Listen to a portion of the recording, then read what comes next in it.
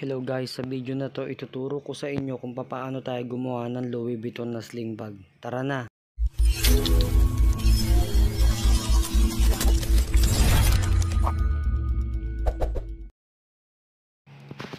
Yo! So eto na naman tayo, gagawa na naman tayo ng sling bag na imitation netong Louis Vuitton. Syempre hindi naman natin totally kayang gayahin yung mismong original na Louis Vuitton bag. Pero syempre gagawa tayo ng sarili rin nating design para naman ma-experience natin kung paano rin gumamit ng Louis Vuitton, syempre kahit na imitation lamang guys. What? So yun guys, syempre dapat bago tayo gumawa ng isang bag, kailangan meron na muna tayong pattern na ginawa para sa proyekto natin na to. So yan, kinakat na natin guys. So mamaya tatahiin na natin yan. So yan, cut lang natin ng cut. Yan, bilis yan. Sobrang bilis ang galaw ko dyan. Ayan guys, so tingnan nyo. Ayun o. Diba? So kailangan dapat ganyan tayo kabilis para pagdating sa trabaho, ma-promote tayo agad. Disqualified ka! Hindi pwede! So yun guys, binalumbo na natin siya para madali siyang kunin. Naka-arrange siya para hindi gulo-gulo, hindi kalat-kalat. Syempre, lagyan na natin sa isang posisyon. Sunod naman natin tong lining guys, gawin naman natin to. Ayan, so ballpen ang ginamit natin kasi kulay cream yung ginamit nating lining cover sa loob. So ayan guys, kasi pagka puti ang ginamit natin dyan, so hindi siya effective, hindi natin siya makikita.